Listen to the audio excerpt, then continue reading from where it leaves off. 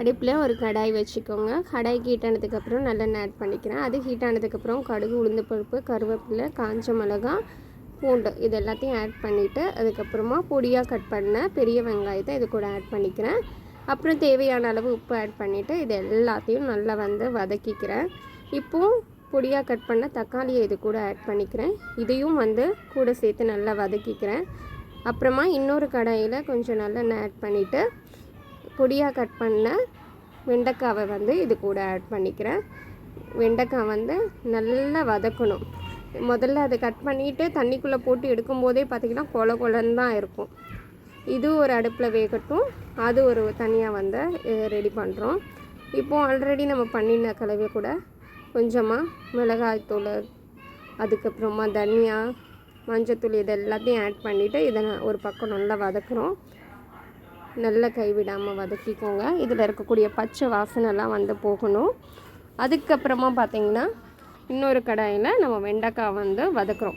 கொஞ்சமாக ஆயில் ஊற்றி அந்த இதை நல்லா ஃப்ரை பண்ணும்போது பார்த்திங்கன்னா அந்த பிசுபிசுப்பு தன்மை போயிடும். அந்த கொல கொலன்னு இருக்கு இல்லையா, அந்த தன்மை போயிடும். அதுக்காக கைவிடாமே நல்லா இதை கிளறிட்டே இருந்தீங்கன்னா அது போயிடும் ஆட்டோமேட்டிக்காக. சில பேருக்கு அந்த கொல கொலன்னு இருக்கிறது பிடிக்காது. பட் இதில் அவ்வளோ ஹெல்த்தி. ஸோ உங்களுக்கு ரொம்ப கொல கொலன்னு இருந்துச்சுன்னா லைட்டாக அப்பப்போ ஆயில் ஆட் பண்ணிக்கலாம். ஸோ நான் நல்லெண்ணெய் தான், செக்கில் ஆட்டின நல்லெண்ணெய் தான் இது கூட ஆட் பண்ணுறேன். ஸோ நல்லெண்ணெயில் பண்ணும்போது வெண்டைக்காய் நல்ல டேஸ்ட்டாகணும்.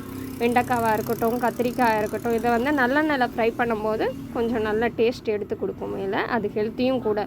இதெல்லாம் நல்லெண்ணெயில் பண்ணிங்கன்னா இந்த புளிக்குழம்புலாம் பார்த்திங்கன்னா மேக்ஸிமம் நல்லெண்ணெயில் பண்ணும்போது தான் டேஸ்ட்டு நல்லாயிருக்கும். அந்த மாதிரி தான் இதுவும். ஸோ இது ஒரு பக்கம் வேகுது, இது ஒரு பக்கம் வேகுது.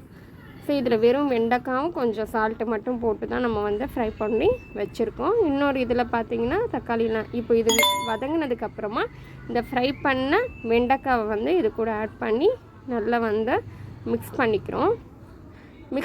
மிக்ஸ் பண்ணதுக்கப்புறமா பார்த்திங்கன்னா கொஞ்சம் மாங்காய் வேணும்னா நீங்கள் அதை பொடியாக கட் பண்ணி இது கூட ஆட் பண்ணிக்கலாம். இல்லைன்னா நீங்கள் ஸ்கிப் பண்ணிக்கலாம்.